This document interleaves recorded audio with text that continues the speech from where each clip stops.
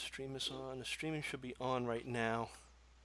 Okay, there it goes. So, yeah, like I was just saying, um, my computer died, and it wasn't even that old. It was like maybe 2.5 years, I got you. and I Yeah. was like so upset because the warranty just ended like last September, and this computer there was nothing really wrong with it. I mean, I don't know what happened, and so Gemma Moore was the one that we had on the show last week, Yeah. and it conked out like through her something went wrong with the sound settings because Microsoft gave me an update or something, and then the update screwed up the sound settings. Maybe 30 minutes of her show was ruined, right? And Yeah. then I was able to cut it up and make it, better. It's still, I was still upset, but it was okay. At least it wasn't the worst thing in the world. Then I had the sound test. I did a sound test. It was bad. The next sound test was good. I had everything perfect the way I ran it right now. I took pictures of all the settings. But then when I went to turn it on Friday night, because I was going to talk about the new Halloween trailer, Yeah. bam! It just like the blue screen of death, and it kept restarting. Like nothing I did was able to What fix what this. type? Oh, it was just all types of error messages, all types. Like kernel, it was this other one, story, a story, something, and someone told me that that might have been like the hard drive or something. I downloaded the thing to redo Windows. That didn't Yeah. work. Nothing was working. So I was just so upset, and I said, you know what? I'm gonna keep it on the side. I'm gonna fix it. I'll give it to my daughter, but let me just get a new desktop, just because I have the monitor. Everything else is perfect. It's just I needed the box, the main box. What kind of CPU? It was an i5. I got Yeah, so i5 and i7 are like the top ones right now, supposedly. you. And I don't know if they do an i8 yet. I think I might have seen that somewhere, but everything's pretty cool. Even the graphics card, even though it's not a good graphics card, it can play games decently, which I don't really get a chance to play anyway. But the guy said that it's the graphics card, even though it was not that great, it was better than the one I had before because that was like a 2-year-old PC. So I Yeah, was you like, don't want to take anything to Geek Squad, dude. Never. oh really? Oh They will no. rip, they'll rip you a new one. Well, I I bought this thing too. Like, it was like this warranty. I bought 3-year warranty for hardware, but I also they convinced me to get this warranty. It was only $200, but here's Yeah. the thing: it takes off 20% off of the warranty for the hardware. So I can actually break this thing and they'll give me a new one. But it took $20 off of that one, right? So I figured Yeah. that was $20. I'm gonna take the old PC in. They said that every single electronics in your house is warranted with this warranty. I So got you. I'm gonna just take the old PC in and see if they can like get the Windows at least back on top of it. I mean that's simple enough. It's not, you know, and I did memory checks through like the BIOS.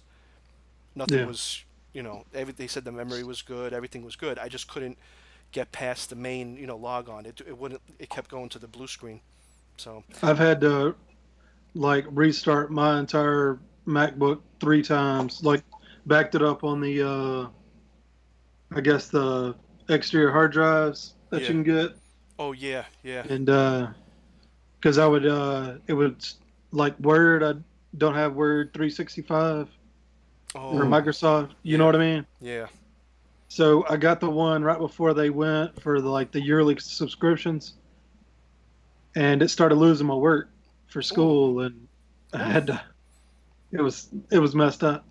The funny thing is that that program, like the cloud, all the clouds I have, the Google, the Live, and everything, all of Yeah, those clouds are my champion right now because pretty much all my work is in those clouds. And on my laptop, my all my work is in like a SD card. I get you. Mm. So that card can, if that computer dies, take the card Yeah, out, boom, all my work is there. So those little SD ones that can hold up to like 128 or 500 right now, um, Mm.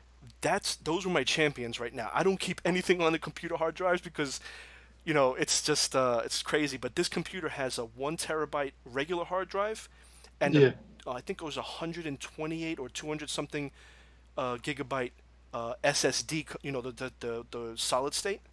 Yeah, So those you can drop them. They're sort of like the ones that are in the cell phones, I and got you. and they're faster too. The other ones are like discs, like the old iPods. Oh yeah. Welcome to computing with Marchese. Yeah. Oh, look, it's 3 o'clock. It's 3 o'clock. So, we have two watches already. Wow, must be really into computers. Just so everybody knows, this is a special edition of the Sunday show. We are being interviewed by Curtis Freeman from Hollow Horror website. Yeah. And he does interviews, he does reviews on books, he does reviews on movies. We're going to chat. He's going to ask me and Gary questions. I hope we're not too boring. And we may ask him a few questions as well. That's what's up. And yeah, we got Gary here too. Gary? Hello. And we have Chico as well. Yeah, I didn't put up any pictures of Chico though. Who's Chico?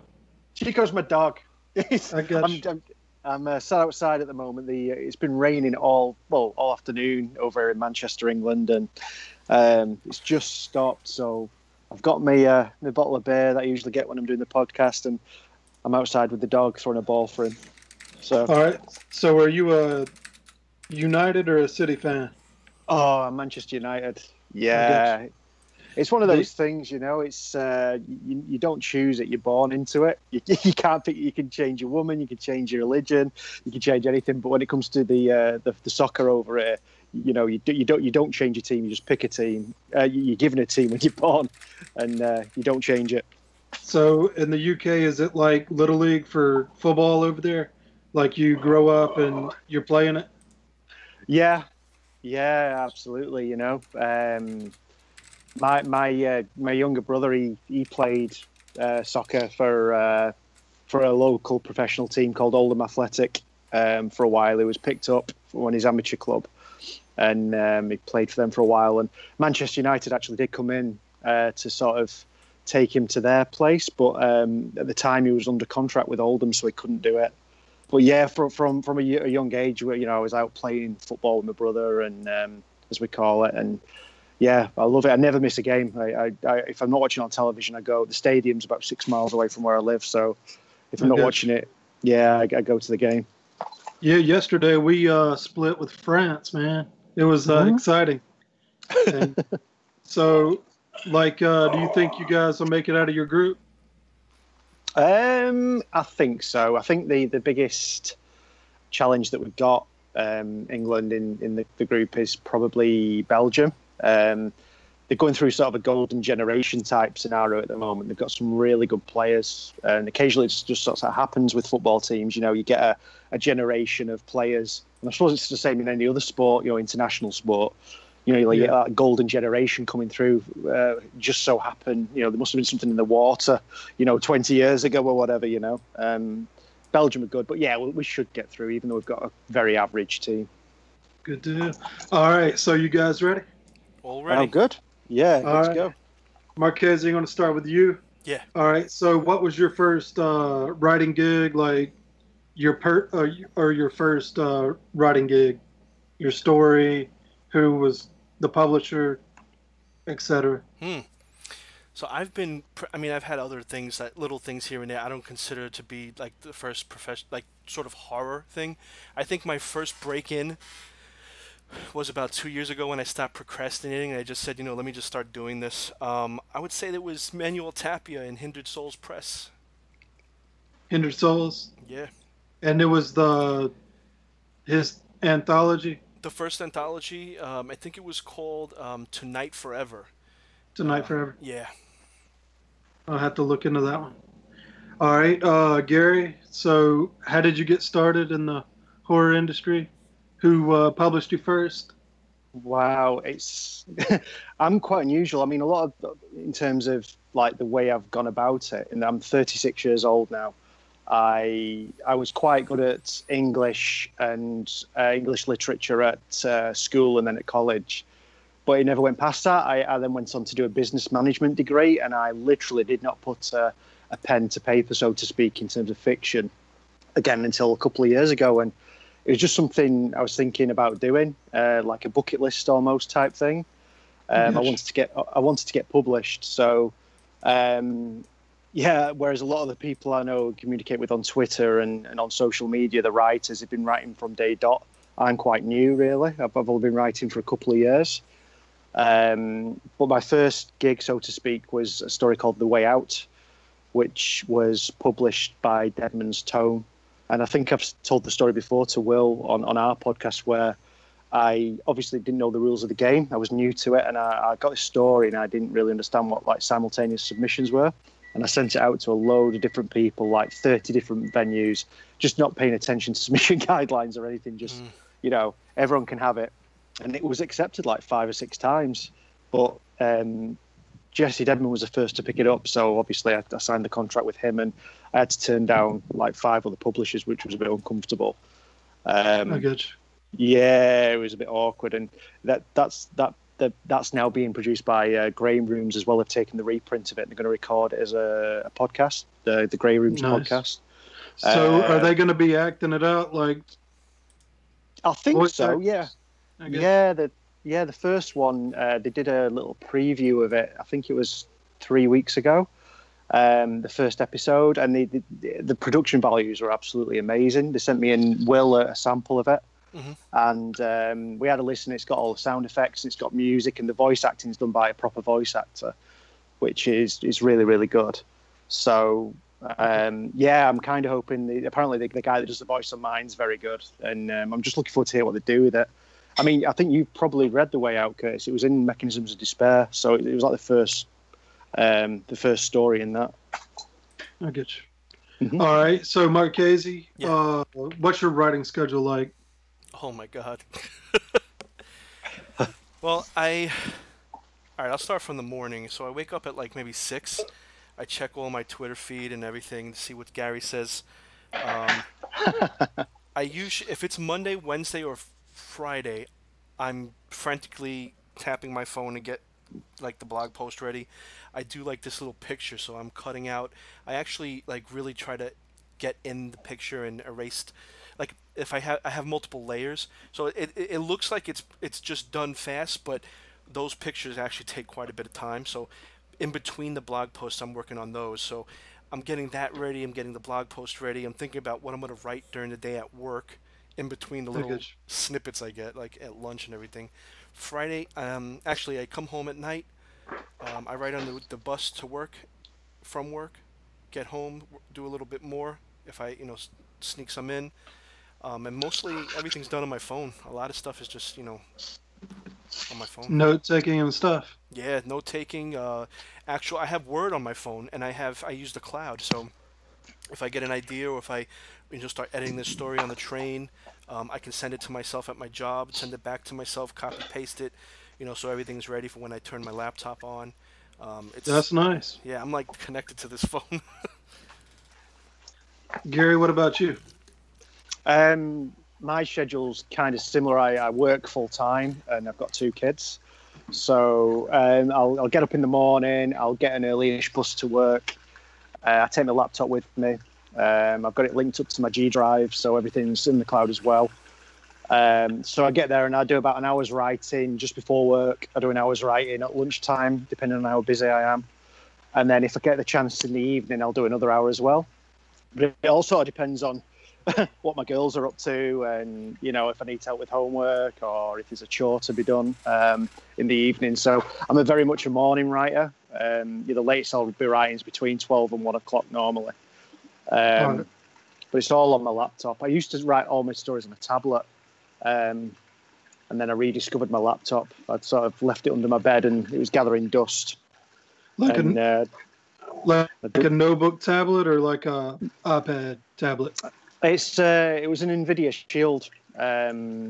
So it's like a little, I think it's like an 8-inch screen on it, but they're one of the most powerful tablets you can sort of buy on Android. There was a deal on Amazon, and When I first sort of started the writing gig in the beginning, it was what I had. And I had this notebook, but I'd upgraded it to Windows 10 and it knackered it, it broke it. So I ended up just whacking it under my bed, forgetting about it and using the tablet and a little Bluetooth keyboard. But it got to a point in my writing where I needed to start seriously editing and sort of being able to run, passive sentence checks and stuff like that. So the tablet version of Windows doesn't do that. And there's another piece of software I used called something 360. Is it Office 360? I can't remember. No, Office 360. 365. It's the Microsoft cloud thing. No, not the Microsoft one. There's another one. There's like an unofficial, it might be Open Office or something I used. It was something else.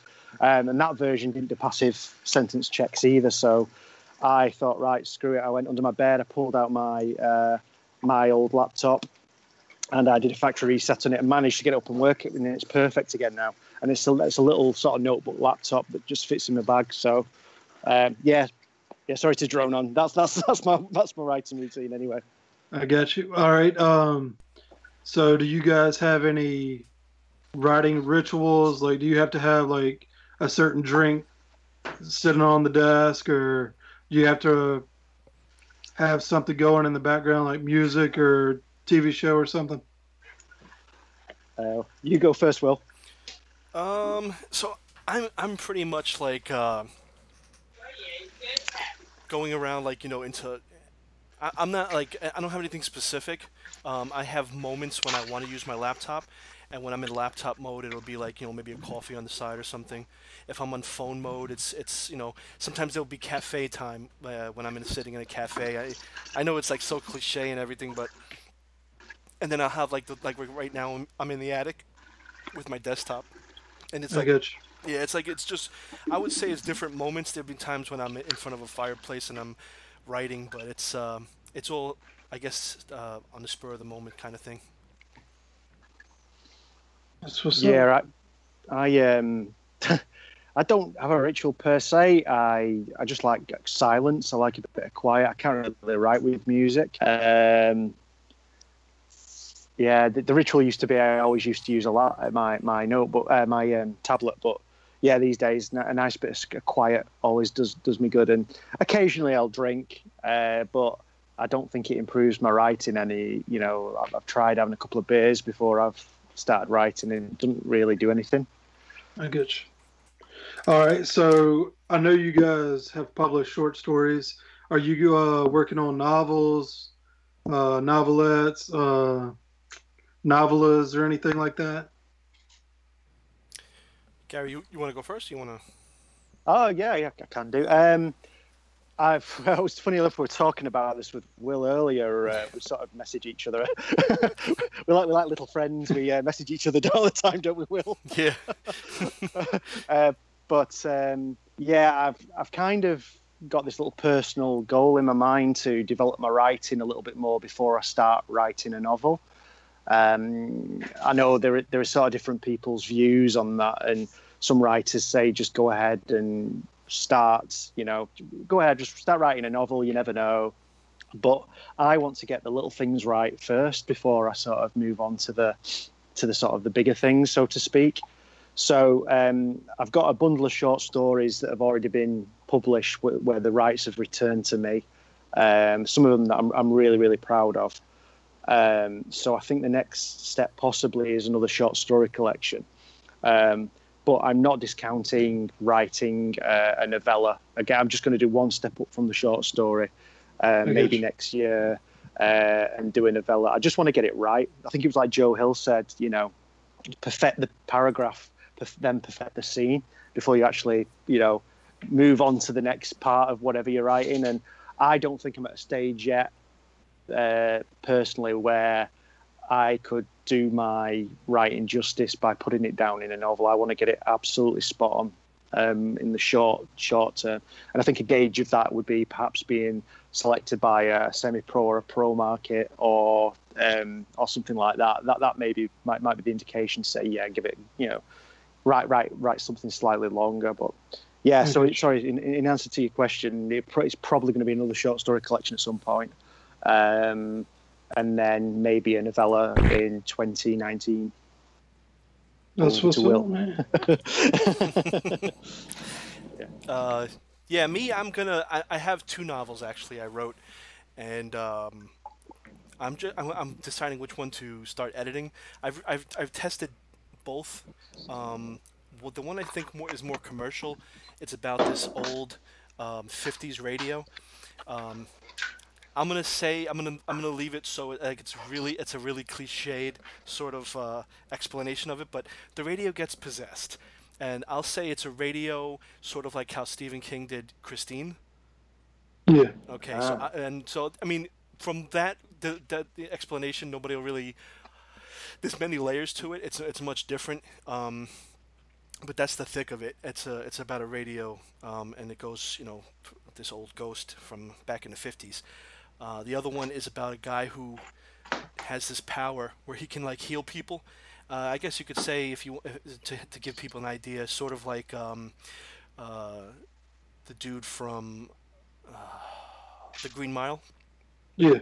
sort of like that. Like, but like every time he takes something, some of it kind of stays in him, and then there's this thing looking for him. So I guess you could say sort of like the Dean Koontz novel, Watchers, where the monster is looking for the dog, which it I was guess. like a government experiment where the monster was seeking the dog to you know they were going to send it into the other countries as a weapon. Sort of it's something similar to that. Um, yeah, so two novels. So with the radio story, what model is it? It's a Or Z. can you tell me? Yeah. So I don't want to say. So the name of the book is the name of the The radio. radio. I got you. Yeah. So and I'm holding off on that a little bit because it might it's plays into other things too, but it's a All right. zenith. I'll just say that much. All right. Good deal. All right. So Marchese, you're from New York, and Gary, you're from Manchester. hmm What's the horror scene like there, where you guys live? Oh man, the village. Well, not the village, just Manhattan in general. You could find some really creepy, seedy parts of it. I mean, I know Amy Gretch is in the chat room I see, and I'm sure she knows a lot of her stories revolve around the seedier parts of Manhattan and Lower Manhattan and Brooklyn and everything. So when you say the village, are you talking about East Village? The East Village, like I used to hang around there. I don't think I loved hanging around there. I don't know really how it is now. I used to hang out until like maybe 1, 2, 3 in the morning. I felt safe, um, but you do see some like horror and I guess you could say like metal or punk and stuff and different kinds of music, rap, hip hop. You walk around there and you'll see it goes hand in hand. Like it's for some reason when I read like magazines like what's that one like Fangoria, I just think of the Village for some reason. I got you. I got lost in New York City once back in I think it was 2008 spring break, Mm. and I was right there. It was Ground Zero is what they call it now, Oh yeah, yeah. hmm and I got I got separated from my mom and my sister, and went into a pub because it was like what's it called, St. Patty's Day, Hmm. and yeah, but it wasn't terrifying or anything. You know what I mean? Like Yeah, yeah. Home Alone too, but I enjoyed it. It was nice. I mean, there are parts. Don't get me wrong. There are parts of the city that if you are lost there, it is kind of terrifying. But actually, with that Ground Zero, like that's where I work. I'm literally across the street from Ground Zero. Yeah, we went to that museum that they had set up. I don't know if it's still there. The one that, You know yeah, what? yeah, it's right outside the Man, Freedom it's Tower now. yeah. I was in ninth grade when that happened. Oh wow. The teacher turned the TV on and we saw the second plane. But yeah, Oh damn. it Jeez. was terrible. Yeah. I was driving into the city actually when it happened, and I was listening to a radio show host, Howard Stern, when he used to be on the radio, and he usually he jokes a lot, and then all of a sudden he's saying that someone flew into one of the towers, and I'm thinking it's like a joke or a publicity stunt because sometimes those things happen. Somebody climbs up a building or something with those suction cups, Yeah. and but then he started getting serious, and I'm like, wait a second, this is not like the show. And then that was my experience with it. And then when I got into the place I worked, it was in the Upper East Side, like on 92nd, and Yeah. that was they had the radio on, and every like 5 minutes you heard the urgent update sound from the radio. And to this day, when I hear an urgent update sound on the radio, I get that kind of twinge in my Oh yeah. yeah. Mm. So, all right, being a New Yorker, how big was the Mike Piazza home run? The first game played in New York after that. I'm gonna be honest with you. I don't really watch sports. I I guess. watch, yeah, maybe the big games, like the Super Bowl or the the baseball one. I'm more apt to play them. I don't really keep up with them, but I don't really watch TV too much either. So I guess. I'm boring. All right, Gary, how's Manchester? Yeah, it's a cool place. Originally, I sort of grew up in an area just outside of Manchester. It's more sort of, we call it the Peak District. It's like a national park over here in the north of England. So I was quite a yokel, really, when I grew up. And when I first moved over here, I moved to Manchester to be with my girlfriend. We've been together like 17 years now. When I moved over here, I thought it was a pretty cool place. I visited Manchester a number of times before. We actually met in Manchester at a rock club. There's a rock club called Gillies, and they used to play like new metal, and they had like 3 big rooms. One of them was like new metal and the latest rock music, which was probably like on Kerrang TV at the time or something. I don't know if you get Kerrang TV over there. Do you get it? I don't know. No, have you heard of Kerrang, the rock magazine? I have. What is it called? Yeah, it's called Kerrang. It was in Get in the Ring by Guns N' Roses. They mentioned someone from Kerrang magazine. Kerrang magazine is like a rock magazine over here over in England. So anyway, they played like all the latest sort of rock music in the main room, and then we had a room that played the old school stuff. Your Iron Maiden and your Guns N' Roses and your Nightwish and things like that. And then you had another room that played the pop punk and stuff like that, Blink-182, The Offspring, stuff like that. So that's where I met Lisa. Came in on the train with a bunch of friends and started making it a regular thing. And we sort of used to meet with Lisa, and we were friends for about 6 months. And then it got a bit more serious, and I sort of moved over to Manchester. But it's a nice place to come to, and I don't think it's particularly worse than any other city in the world. I don't feel in any danger when I'm walking the streets or anything. It's quite a good place to come drinking if you like. You like to go out for a few beers or whatever. You don't have to travel far between the pubs and clubs, and you don't have to travel far between eateries either. I suppose every city in the world is very, very similar, aren't they, in terms of like the food that you get and stuff. So your Starbucks and your KFCs and your McDonald's and all that. But do you guys have cons and stuff? Do we have what? Sorry, cons like Comic Con or? Oh yeah, there's a Manchester Comic Con every year. It doesn't seem to attract as big a names as the London Film and Comic Con, obviously down in London. So if I ever go to a convention, once or twice it's been the London one. So it's pretty cool. Last time I went, it was a Back to the Future reunion thing, and most of the cast were there. Michael J. Fox was there, and Christopher Lloyd, and the guy that sung Earth Angel in it and stuff like that. He actually sang it on the stage. It was absolutely fantastic. And Sigourney Weaver was there and a couple of others. But my big hero was Bruce Campbell, from the Evil Dead films. And oh yeah, I saw those pictures that you took. Yeah, I was lucky enough. So what's he like?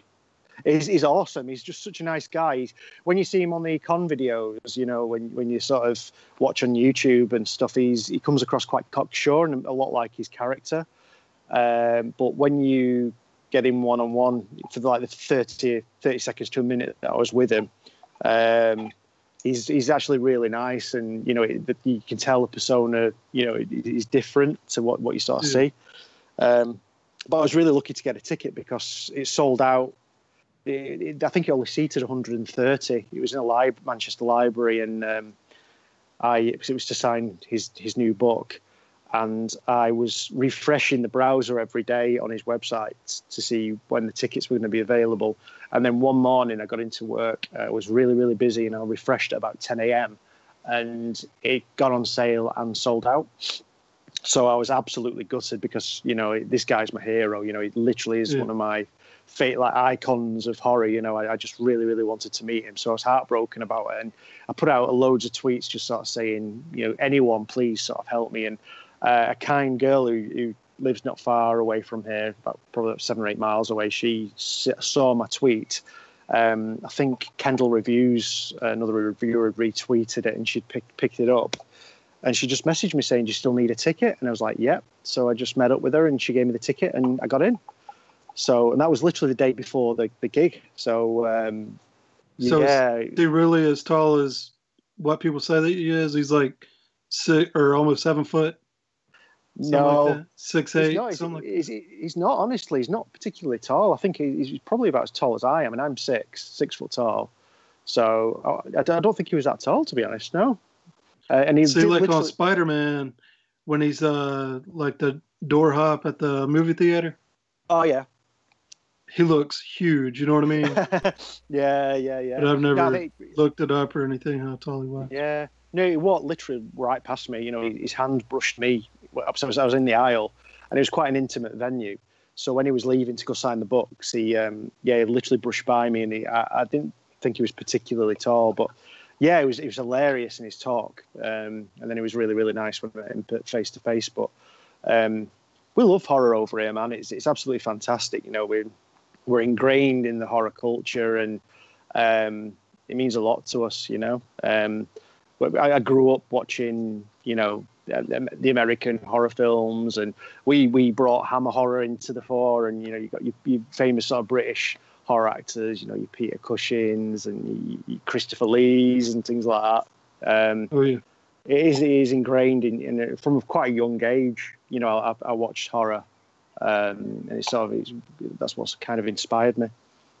I get you. So, Will, yeah, have you ever been to BookCon up there? I haven't been to a book con, and there's a lot of the Horror Writers Association. They do a lot of once a month they do a outing. And it's actually a place that's by where I have to take the train on 42nd Street, but I just get out of work so late, it's hard to get to it. I really would love to, though. But with the cons, we do have the Comic Con that comes to, I think it's, I don't know if, Jacob Javits? Is it Jacob Javits? No, I don't think that's in Jersey. It's the one that's on 42nd Street, no. It's the one that's on 34th. Maybe Amy could help me if she's watching.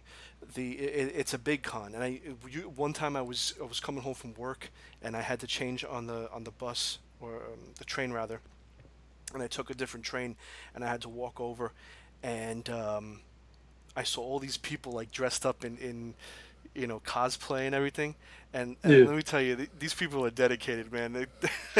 They are dedicated. So do y'all do zombie walks and stuff there? In New York or Manchester? Oh, Amy just confirmed it's the Javits Convention Center. We don't do zombie. I don't know if we. I mean, if they do, I don't know about it. But I could. I mean, they might. In New York, if they see zombies walking down the street, I don't know what's gonna happen. But well, I mean, Jason Voorhees walked through there, huh? No, I'm kidding. Yeah. They've done. Is it 28 hours later or something it's called, or is it 28 minutes later? They did a bit of a thing over in Manchester where you paid a bit of an entry, and you had to get from one side of the city to the other, and there was people dressed as zombies and stuff, which I really wanted to do, but for some reason we didn't get around to going. But it looked really, really cool. The actors sort of put a lot into it, but yeah, it's something that I'm definitely consider doing in the future. I get you. All right, so let's see here. We've already talked about how you guys take notes and stuff during the day because of the work schedule. Yeah. Do you pretty much build an outline and go from there, or you just like throw all these ideas in the pot, stir it up a little bit, and go with the flow after that? Yeah, I think it depends on the story. To be honest, 90% of the time I'll think of I'll come up with an idea. Sometimes it'll be the name of the title of the story. Sometimes it'll be just like a scene within the story that sounds quite interesting to me. And sometimes it'll be the ending, and I'll sort of start writing down and just see where it takes me. But other times with other stories, I think you have to do a little bit of groundwork and a little bit of research, particularly if you're looking for something that involves something that's factually accurate or is like a description of a place, that's familiar in the real world, So if I was writing about Will Street, I'd have to sort of, research Will Street before I actually wrote about it. Otherwise, Will's going to go, come on, that's a load of rubbish, Yeah. So, but generally speaking, I just sort of let it flow. I'm a bit of a pantser like that. Don't know. I think are you the same, Will? Me, I'm a little bit of that. Sometimes it'll be a song that like for instance, the one that I got into, the first one I got into, Hindered Souls, Tonight Forever. That was Tonight and the Rest of My Life from Nina Gordon. Like I had that from listening to that song, I just saw the whole short story. Um, it's music. It's sometimes you gather inspiration from a lot of things. I'm working on a new kind of. I always try to up my style.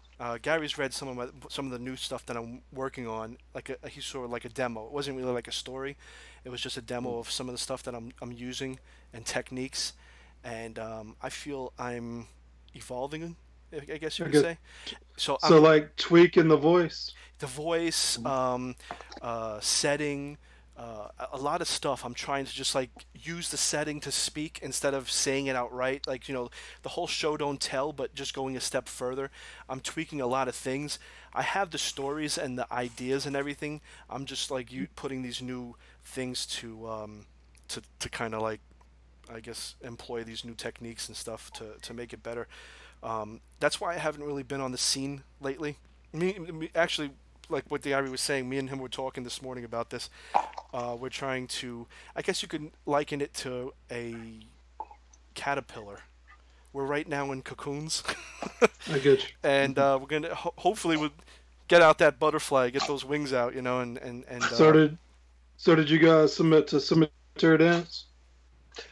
We're gonna. Well, I'm gonna. I don't know if Will's got something ready. Yeah. I'm gonna too. Yeah. Because that doesn't happen a lot. Usually, it's open to a lot. They haven't opened it for years, man. Yeah. And usually, it's like Horror Writer Association members and stuff. And but when this is like I told Gary, this doesn't come around.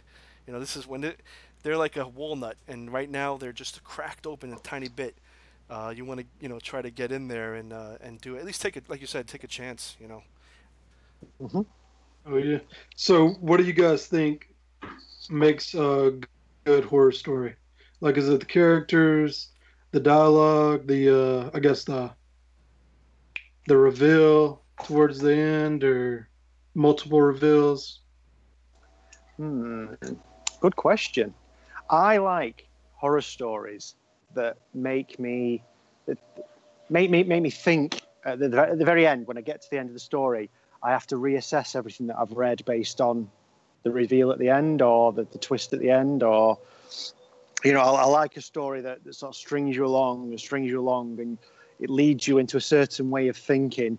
And then at the very end, it turns everything on its head. When a story makes you do that, and I sort of take a step back and go, Jesus, that's really, really clever. I'm just trying you to like think it where you have to pick your jaw up off the ground, huh? Yeah, exactly. And sometimes if a story is particularly horrible or particularly memorable in other ways, like for example, The Girl Next Door by Jack Ketchum, you sort of read that and I think I was saying to Will, it's the simplicity of his language and the way he just describes the most horrific thing as if he's just describing what he's seen in the supermarket. It's just like, that makes it more horrific. It's like, and this happened, and then this happened, and this happened, and there's no judgment there. It's just this is happening in front of this person's eyes, and it's terrible. Um, I like to come away from a story, in particular the short stories, and still have to I'll be thinking about it long after. And yeah, I think that's what makes a good story for me. Something with a reveal or something that makes you think long after you've sort of closed the pages. I get you. Well, Yeah, for me, it's all types of things. Like the reveal at the end. One of the best I can think of is I don't know if many people read Harry Potter, but there's one where all the characters go into the Whomping Willow, and you like there's still a lot of space or a decent amount of space of the book, so you really once they go into this little Whomping Willow, the oh tree, yeah, it just everything turns up. It just everything gets thrown on its back. I really liked that because I didn't expect it. Another one, sort of like where they wrap up. So like basically a story like It, where everything's happening and there's an ending and all that stuff. But then at the end, there's that scene where I believe Bill, the main character, one of the main characters, yeah, he's the writer guy. He's with the girl, and he's with his wife actually, and they're on his bike, and he goes down the hill that they went down when he was a kid, like when he went down when he was a kid, and it was yeah. very symbolic. I like that kind of horror as well.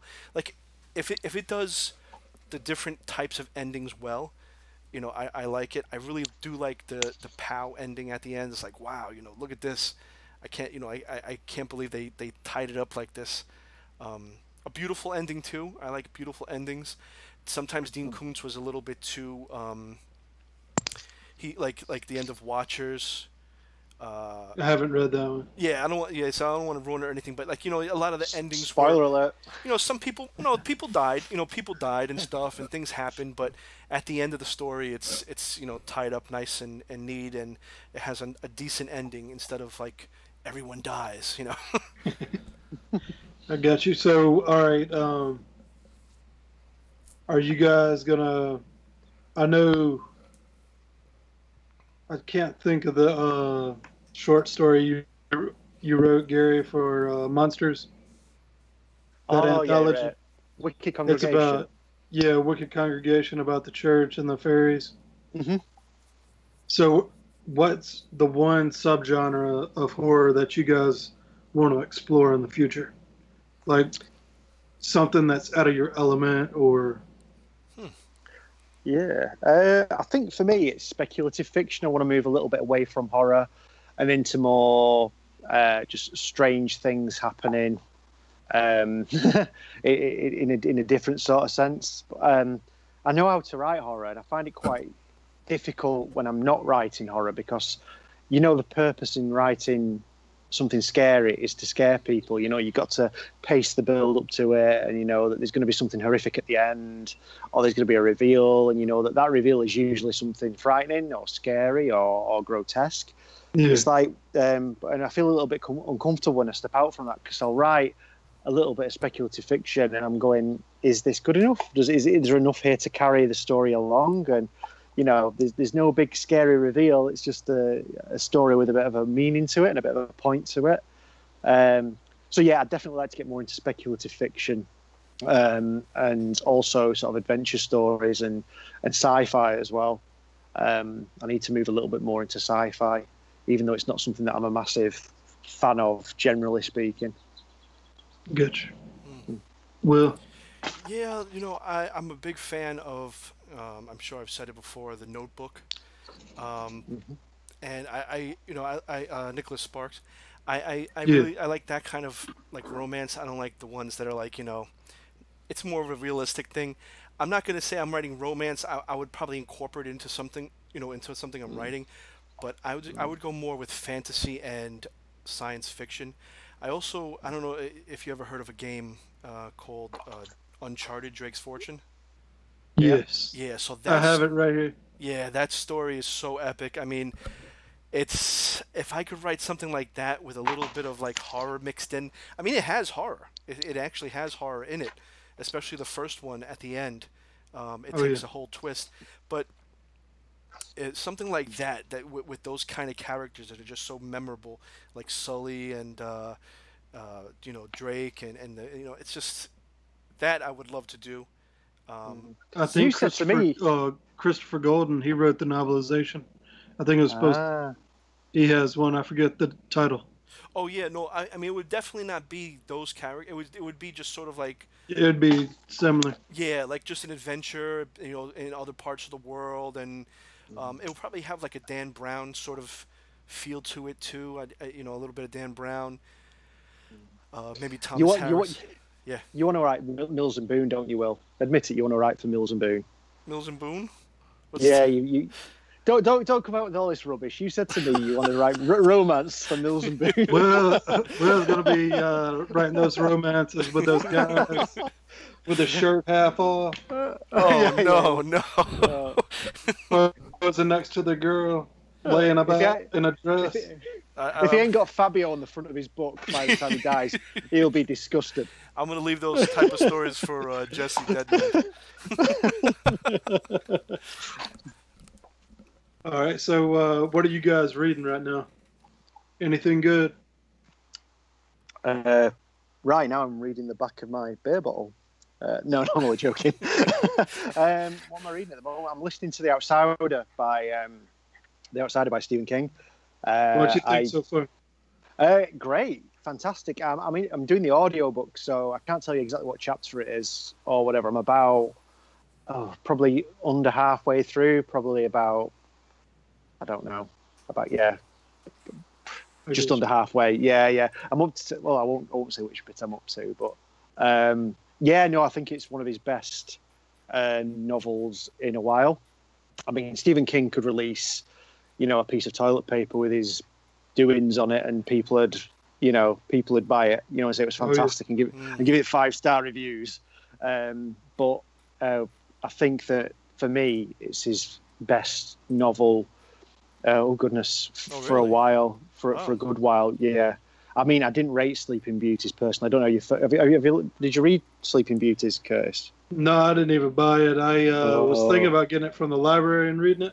Yeah, But, I don't know. They say it's not that good, but yeah. If you like sleep, then yeah, get it. If you like to have a doze in the afternoon, dig it out, because I didn't finish the audiobook. I got about halfway through and I thought, what's going on here, sort of thing. But yeah, so I've listened to The Outsider. I sort of keep a few books on the go because work means that, fortunately, I can plug my wireless earbuds in and just sort of listen to whatever I want to listen to, and then on the bus home I'll sometimes read something else. So at the moment I'm reading a book by Alessandro Martinez, which is not out yet. I won't even mention the title, I don't think, just in case, but I'm sort of better reading that.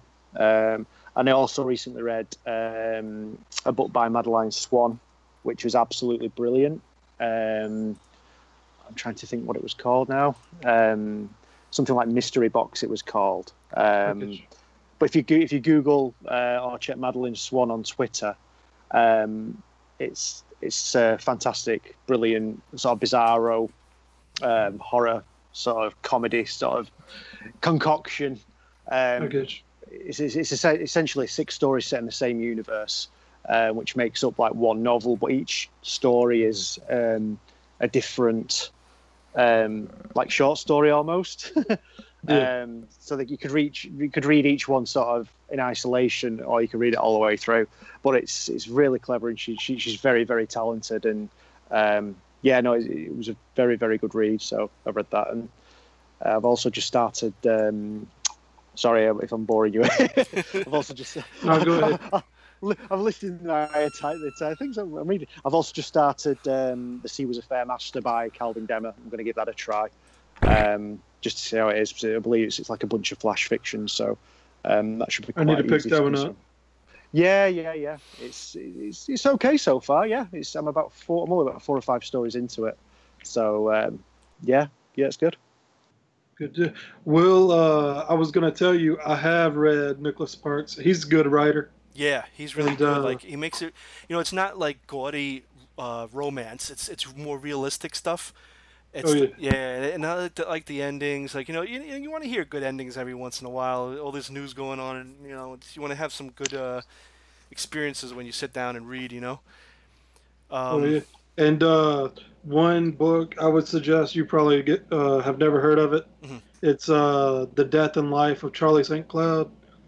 Death and Life of Charlie St. Uh, Cloud. Hmm. yeah, it's a ghost story pretty much. But Zac Efron, he starred in the movie Oh, when it was adapted. But it's really good. all right. I'm gonna have to It's check it out. yeah, it's based in New Hampshire. Oh, okay, yeah, it's not too far from me. Yeah, so what are you reading, Will? So me, so like I said, I'm going through like like a sort of transition in my writing and stuff, and I'm doing things. So there's a couple of books that I'm reading. I'm reading some um, like writing books. I was just checking out some from I believe her name is Rain Hall. Um, One called and another one I'm reading is I want to buy Scene and Structure from Jack M. Bickman. I think Bickham rather. Uh, Kelly Evans had suggested it, and David Wilson as well. I'm also reading. I'm trying to get through Origins by Dan Brown. Yeah, Yeah, when I say trying to get through, it's not that it's not bad. It's great. It's just that the time. So I'm like, I'm having a little bit of time reading him. I'm trying to finish off Kelly Evans' book, The Mordecai. yeah, I have that one. I'm gonna start reading it soon. Yeah, it's pretty damn good. I mean, it goes fast and everything is it flows. The flow is really fast, and I like the beginning. You'll know what I mean when you start reading it, how Oh it yeah, goes. Yeah, so it's between that Dan Brown, and then just like a whole bunch of uh, books on the elements of writing and things like that. Just not that I'm like studying them or anything. I'm just getting an idea of different ways things are done and stuff like that. I get you. So I'm reading. Well, I just finished Renee Miller's new one, Eat the Oh, Rich, Oh, Eat the nice. Rich, yeah, Nice. by Hinderstalls Press. and I have. Let me pick it up real quick. Kevin Holton's "These Walls Don't Talk, They Scream." Mm. Right. I got Tim Meyer's new uh, book coming out. I forget the name of it. I'm starting that one this weekend. I have. There's so many, but trying to think. I'm reading The House right now Oh wow. by Bentley Little, and that is trippy. Yeah, that's like an old one, huh? Oh yeah, I think and, I think there's a movie out of it. I believe I don't know. I think I saw the movie, The and then I House. got this one. It's Dan Simmons' Summer of Night. I got to start reading it, but it's like 600 pages long. So Wow. the Yeah, last that's uh, the last long book was it for me, yeah. It is one and hell of a book. that That's was like great. Oh yeah, yeah. What's like 1,000 plus pages? oh yeah. Yeah, and then the other one was The Stand. That was a long one as well. I have to read that one. That's gonna happen this year. Yeah, yeah. That's As a. I heard, they're making a new movie. So Oh really? yeah, Now that's going to be interesting. Yeah, because the first one was pretty good. The whole thing with it was when I saw the new one come out and I watched it and I was like, wow, this is pretty good, on a production standpoint. And I was thinking the old one looked bad. So I said, you know what, let me go back and look at the old one. And the but old one actually, the old one's gold, man. yeah, it wasn't that bad. Like I was looking, I was like, wow, I don't remember watching it like this, but maybe I was just because I was younger. But it was pretty good. It was done pretty well, and actually, I think it was a little bit more accurate. Yeah, the way it was presented to Yeah, the audience, because you assume the narrator is the African American guy. yeah. He's telling the story, and it's flashbacks. Well, he's like one of the main characters. I mean, he's the one that actually brings them all back. He's the only one that remembers. Yeah, yeah. And he was And the one that did all the research and the background, not the portly kid. yeah, they switched all that up in Yeah. the new one, and they just finished casting that one, part two. Oh, really? Oh, Yeah, because they are older. Yeah, yeah, that's true. Yeah. All right. So, what's the last book, or just what book has scared you the most? Mm. You know, Ooh, that's a hard one. I'm gonna say the most influential and scary would have had to have been The Bad Place by Dean Koontz. I have to read that one. The Yeah. Bad Place. Yeah, it's kind of freaky. It's one of his, like sometimes he'll have one like some stories that are not so great and some that are really bad. Then there'll be some that you're like, wow, this was one of the wow ones, and it's got a lot of elements mixed in with it, but it definitely that was a really good one for me. Okay. I'm just trying to think. The last one that it takes a lot to scare me, I think, in terms of reading stuff. I think it's the ones that you sort of dwell on a little bit afterwards, like I said before, that Yeah. stick with me the most. I think I'm just trying to think. The scariest thing that I think influenced me the most was possibly the Amityville Horror by Jay Anson when I first read that. That's depending on whether or not you believe in that sort of thing, and even if you don't, if you take it as a true paranormal account, then it's pretty impressive. It's frightening. Just to think that someone moved into a house like that and just went through what they went through allegedly. Yeah. Yeah. So Hey, can I switch mine up a little bit? Yeah. Go ahead. I just remembered also Pet Cemetery by Stephen King, and not so much of Yeah. I wasn't like, oh, this is scary, oh, this is scary. It was more of a thinking, what would you do? Like the question that they asked. If you were in that situation. Yes, because you want to see your loved one again, and you Yeah. know that it's going to be that what you're doing is not going to make them exactly the same, but you still want to see them so bad, and that is just a terrifying. And actually, the part that scared him too, he actually shelved that for a while because of the child in it. Oh yeah. Yeah, That so was. That's a heartbreaking book, man, and it's Gage is terrifying too. yeah, it's very thought provoking. It's just it's all around great. It's one of those. It's sort of like the Night of the Living Dead when it first came out. It's like gold, Oh yeah. and before zombies were like just done and done and done and done. But it's yeah, it's one of those great inside the head kind of horror books Oh yeah. mm, and visual. Like Yeah.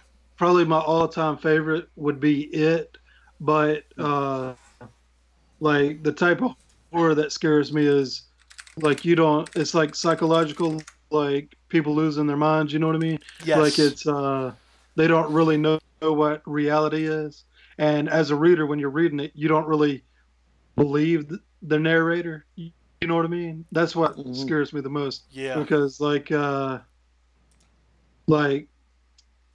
yellow wallpaper. Have you guys ever read that?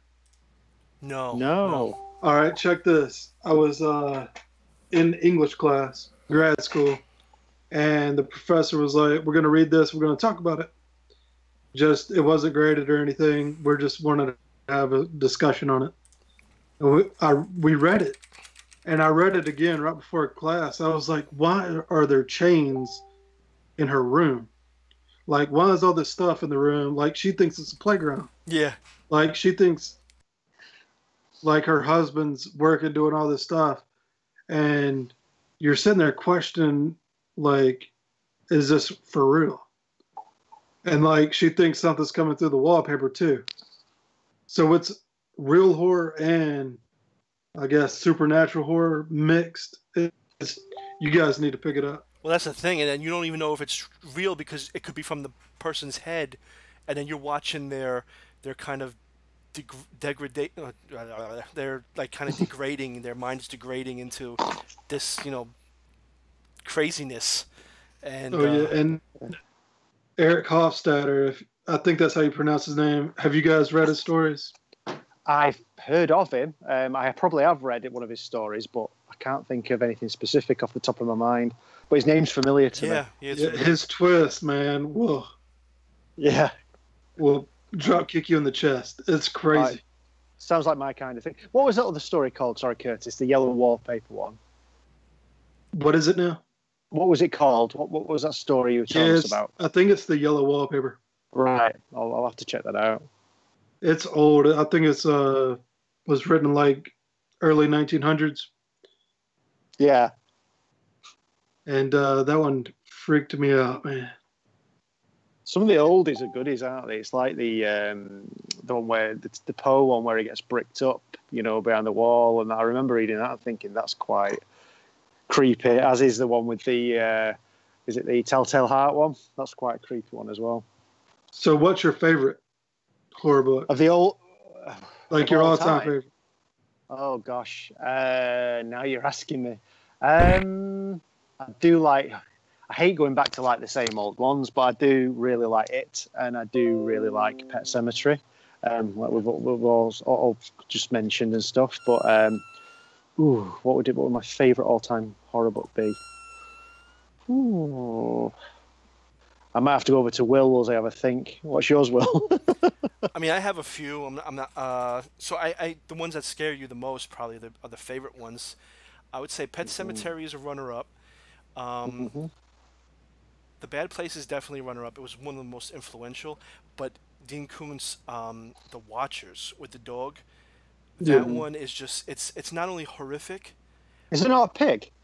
No, it's about a dog. And well, actually, you know what? Oh, right. The monster sort of he actually does have a pig-like look to him. There's a part where there's like you see his they describe his silhouette, and it has like a snout. I thought of like Ganon from Zelda, like the old one, the original.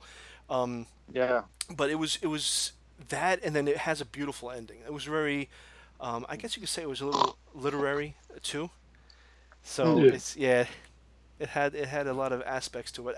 That was one of my favorite books. Oh, I know one I like. The Ritual. The Ritual by Adam Neville. That is brilliant. I love that story. If you haven't read it, read it. I need to. I watched the film, and it was brilliant. The film is based on the first half of the book. So, like 90% of the film, up to the point where they go into like the little village near the end, is the first half of the book. And then the second half of the book is all about the main character being kidnapped and sort of held hostage by the people in that village. So it's brilliant. You have to read it, Curtis. If you don't, then you may as well just throw yourself off a building right now. That's how good it is, Curtis.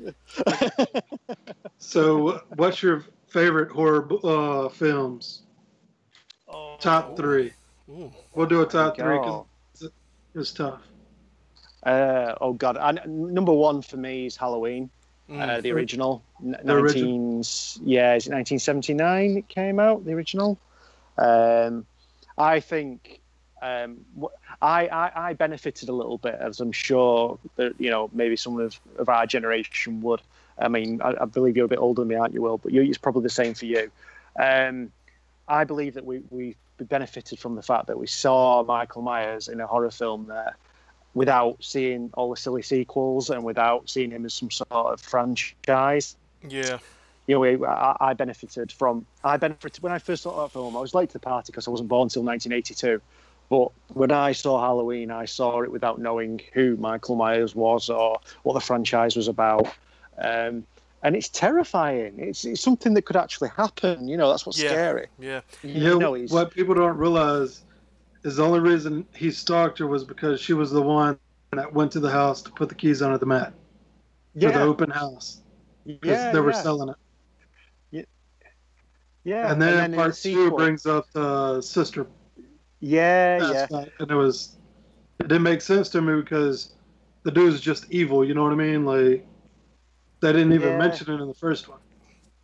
Yeah, when you sort of start to try and explain the myth, it's not scary anymore. That's the problem. Yeah. When you explain something, it's like, if you don't find a joke funny, you're not going to find it any funnier if I explain it to you. It just makes it less funny. And it's the same with horror films. If you don't find a horror film particularly, you're not into it, whatever, or you are into it, and then you go and explain it, how it works and what it's about, and what size underpants he wears, and this that. It demystifies the guy, and you don't find it particularly scary. But I'm actually really sort of stoked for the new Halloween film. Yeah. As much as you can for a remake. And the reason behind that is that I think it's in the hands of someone who actually genuinely cares about it. Yeah, Kubrick. I thought I thought Rob Zombie. I thought Rob Zombie did it a little bit of an injustice. I was quite surprised when I first saw the original sort of Halloween that he'd done, and I saw like this redneck sort of, Yeah, you he know, put his own flavor to it.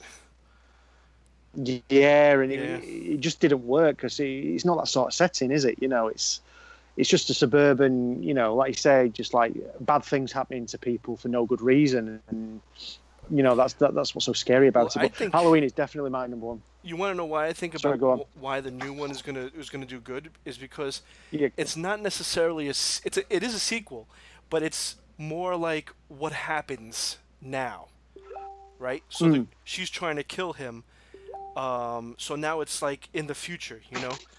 So I think that's what's gonna make it like a hit is that you know they're gonna have this. Yeah, I hope it.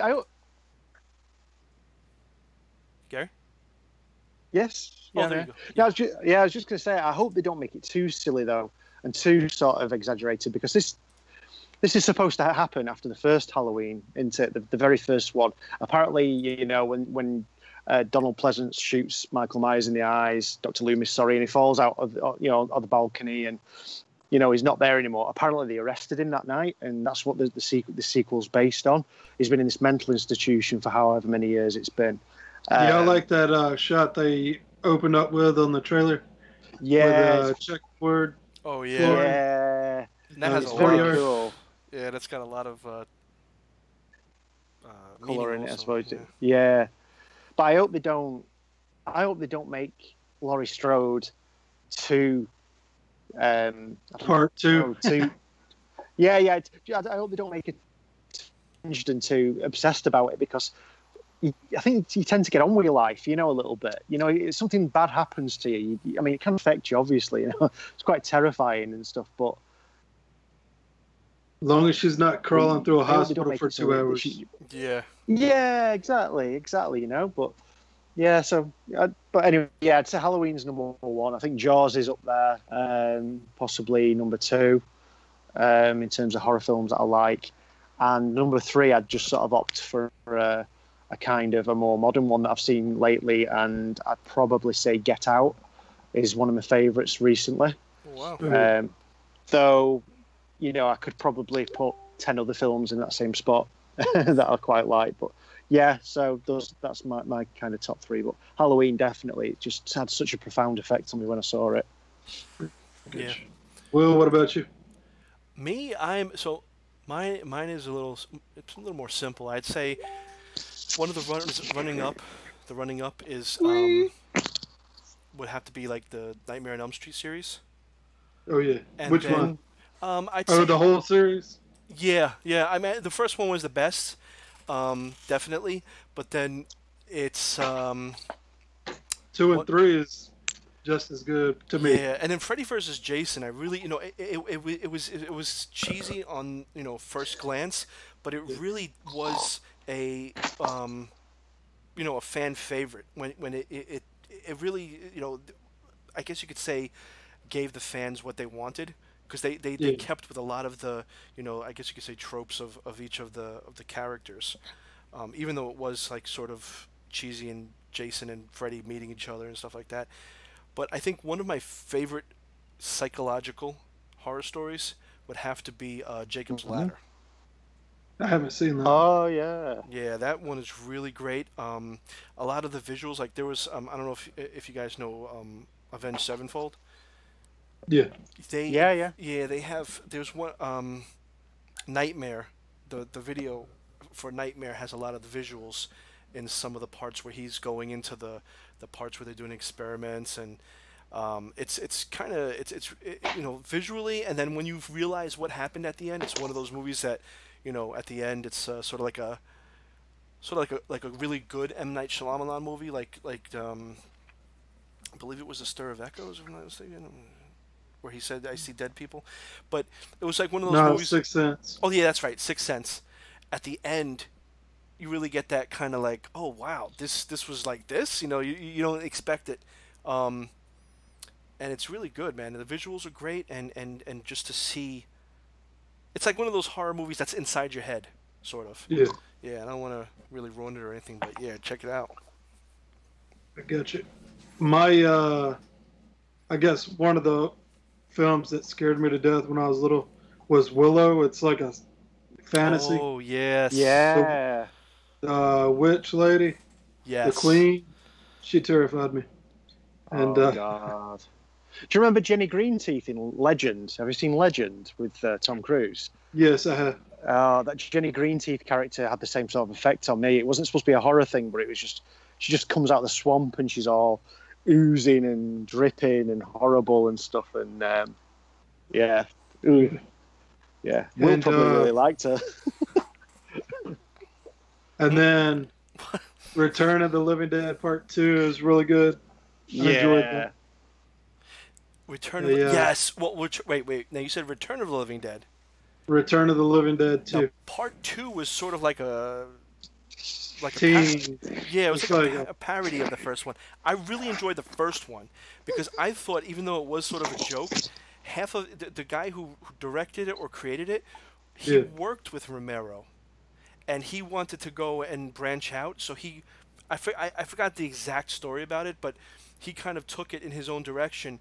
And if you watch closely, even though it was close to B-rated horror, the actors are really actually authentic and realistic the way they talk. Yeah. It's very it's pretty much what would really happen if something like that went down. I really enjoyed that, but I mean the second one and the third one I enjoyed as well. But then it's you get to the point where it's like this is just a parody of the first one, but it's still great. I mean I still enjoyed it a lot. I got you. And then I got this on eBay years ago. I got Halloween 666. It's the director's cut okay. of Part 6 of Halloween. What's And that that's like? it's when Michael Myers gets hit with a pipe and then he kills Dr. Loomis Mm-hmm. in I guess the hospital wing. Yeah. You know what I'm talking about? Yeah. Well, they throw out the rune stones, which just brings all of it together, including the novels and all that stuff. So I mean, that's where they were going with it, but then he gets killed with a pipe. Yeah, there was so many like Halloweens and everything. Like some of them I didn't. I liked the Halloween where it was what was that? The Silver Shamrock. The 2 more days till Halloween, Halloween. And Halloween 3.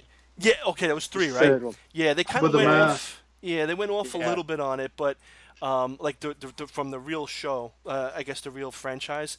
But Yeah, it that's was- more like the what is it called? The Friday the 13th TV series on Sci-Fi. Or you remember that?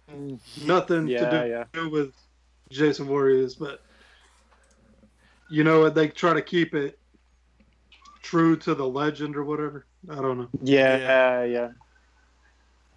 I quite liked it. I thought it was a good idea to branch off and do an anthology series instead of just sticking to the same stuff. I thought they should have maybe stuck with that a little bit. But Did you guys watch the Nightmare on Elm Street series, TV series? oh, the TV show. bits of it. Yeah. That was I've seen good. bits of evidence of it. Yeah, they got it Yeah. on YouTube, I think. Yes. Oh, cool. Oh, that was You when need to check it out. TV series Tales from the Crypt. I loved Oh yeah. immensely. Like that was just such a great. I mean, the the episodes were great, but I just loved the Crypt Keeper character. It was. Did you watch Up All Yeah. Night growing up? No, I didn't. Man, it was Gilbert Godfrey and somebody, but that was the greatest show. That and then Billy Bob somebody started doing another one Wait, on why, like 8 why does that sound so familiar with Gilbert Godfrey? Up All Night. It was on USA. You know what? I think I might have. And they like played old movies, right? Yeah. Old Yeah. horror. I think I did. I think I caught it a couple times. I didn't watch it like Tales from the Crypt though. I get you. Yeah. So, all right. What kind of music do you guys listen to? Ooh, all sorts. Mostly rock, music, I suppose. Big fan of the bands I sort of grew up listening to were bands like Korn and System of a Down, and a bit the lighter stuff like Blink-182 and Sum 41 and The Offspring and things like that. So that's the type of music I sort of listened to. And yeah, Blink-182, yeah. they were awesome back in the day. Yeah, they were fantastic. I saw them last year in concert. They came to Manchester, and Matt Skiba of Alkaline Trios replaced Tom DeLonge as like one of the singers and stuff. And I thought that it was good, you know. But the best gig I saw them at was I think it was 2013 at the MEN when they just released Neighbourhoods. Yeah. I thought that was that was one of the best gigs I've ever been to, and I've been to see Iron Maiden and AC/DC, and I've been to see the Foo Fighters, and that gig, just in terms of like the pure sort of atmosphere and, you know, just knowing all the songs word for word, just sort of singing along and having a great time, that's right up there. Yeah. I listen to pretty much everything. Celine Dion. Well, I would. I've listened to a couple that I've liked. No, I do. I would listen to her too. I mean, I listen to everything. I mean, I lived in the Bronx. I'm in New York. I listen to hip hop, Biggie Smalls. I listen to heavy metal. Metallica is one of the main ones, obviously. That's, but that's like saying, what do you read? Stephen King. What do you listen to? Oh, Metallica. But like Avenged Sevenfold. Typo Negative. Yeah, Typo Negative. Like, mostly I would say. Christian Woman. Yeah, like heavy metal. I do like the hip hop though. I like, you know, it gets into, you can have all different kinds of music for different characters. So it really helps a lot when you can get into the minds of people through music. It helps a lot. I dig. Too, Curtis. Yeah. I dig Warren Haynes. Government Mule. You know what I'm talking about? Drive-by truckers. Yeah. Just like gritty rock. I don't know. Yeah.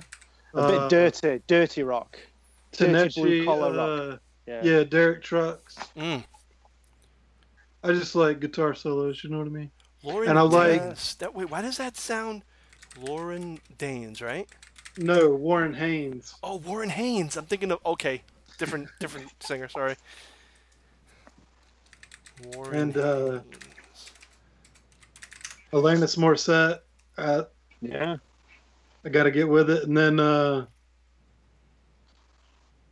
let's see.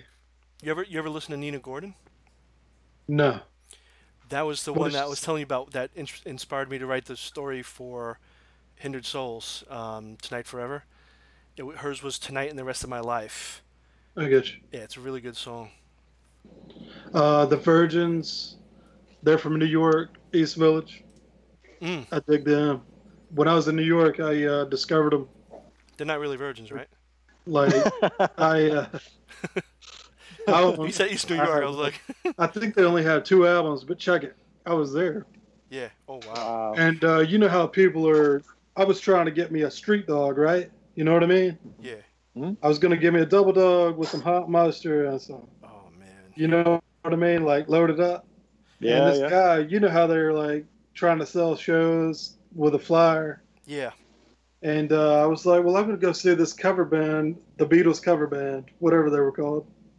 So we get there, and the people that were opening for those guys at this restaurant, we didn't go in. We just listened, you know, outside. But it was the Virgins. They were doing a show. Hey, let me ask you a question. Do you like the onions? When you were here in New York, did you have the I think it's the sweet onions? Didn't. No, I didn't. Oh man, those are so good. And they're probably so bad, but it's. But I tell you, we were taking a ferry out to Ellis Island.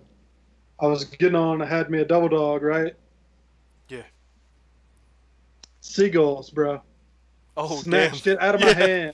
I walk up in there. You know how you get on a ferry and the glass is only one-sided. You can't see in. Yeah. But you can see out. Yeah. Everybody was busting out laughing at me. I was sitting there like, Oh it's probably man. on YouTube somewhere, but it was terrible. Like Wee. I was attacked. Yeah. It's like the birds. Yeah, those seagulls. I remember when I used to go to Orchard Beach, and it was like in the Bronx, and they're just everywhere, man. They're like rats. You know, I was terrified to get into a cab because I was thinking like bone collector or something. You know what I mean? Like gonna take me and put That's me. what Will does in his day job. I work for Uber. Yeah. It's like, hey, Oh gosh. I'm a writer. Uh, But I'm gonna have to come over everything to like you. when we were there, Tower Records was going out of business right there in Oh yeah, yeah. Times Square. So I got to shop there. So it was crazy. Wow. All right. I So really want to come over to New York at some point. I'd like to come to the States again sooner rather than later. But Will's promised to buy me a beer and a 3-course meal as well if I come over. So and Three it's free. courses. I thought it was only It's two. live tunes, and you can also see the naked guitarist right there Yeah, yeah. Oh Nice. yes, in Times with the Square. cowboy boots. It Yeah. was it was nuts. But They have he's a a they, naked guitarist. no, he has underwear on, but they have a. I think Okay. they have a female version too now. Wow. Yeah, she's in like a bikini, and they just play the guitar. I haven't really seen them to be honest with you, but I've seen like all sorts of other weird and crazy things that complement that sort of thing. Yeah, so So what's the craziest thing you've seen on the streets of New York then? me? Yeah. Oh my God. I mean, disgusting or just funny? Yeah, pick one. Uh, I don't think I can say it. Yeah, it was in the Bronx. In Oh, Manhattan, I okay. mean Manhattan, I mean I've seen all sorts of things. I saw one, okay, here goes one. I saw a homeless guy. I was in the Upper East Side, and it was Mm-hmm. like I was working in this place where there was a lot of like celebrities live around there, like Bette Midler, Sigourney Weaver, um, the guy from Rocky, Paulie, the guy who played Paulie. A lot of Oh yeah. yeah, with the girl from Gremlins, Phoebe Phoebe Gates. Cates. Yeah, she came into the Yeah. store actually with her husband. Uh, what's his name? The guy that was with. It'll come to me. Wesley Snipes. No, no, no. Jesus, he's not around. No, he doesn't live. I think he's in L.A. though. But Okay. no, go ahead. yeah, so this homeless guy, like my boss came down and he's a millionaire and stuff. So we were going across the street to get a coffee and I just see him walk up to the homeless guy. Now he was like the resident homeless guy. He wasn't really. I think he had a place. He just like, did it for because all these people were giving him money, and my boss just went up to him and gave him like $100 bill, and I was like, what the.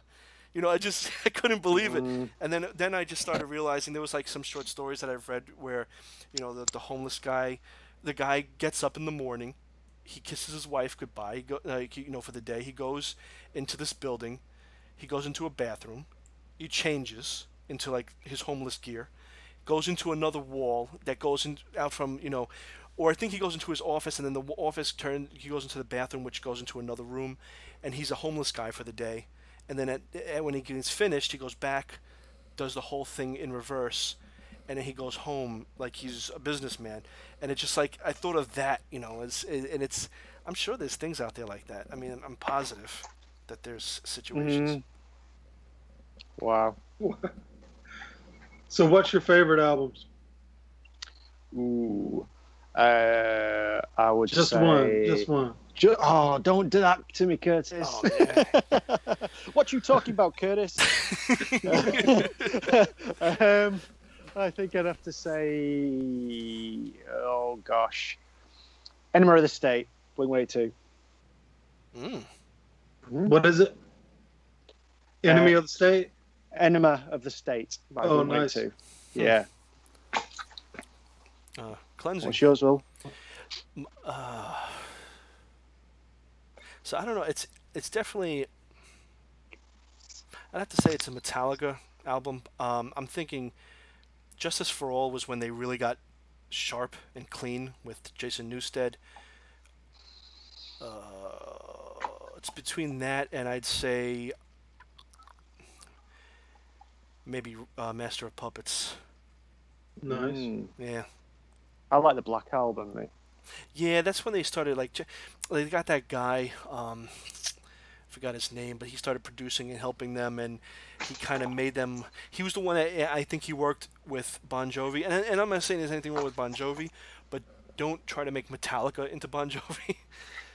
Yeah. And he's sort of like, I know that we're trying to go for a different direction, but then that album led to Load and Reload, and while I still like those albums, there were just some parts on them I was like, what, especially since they took like all of the bass off and made everything sound like kind of weak. So Oh yeah. it wasn't really Metallica anymore. They've sort of remedied that.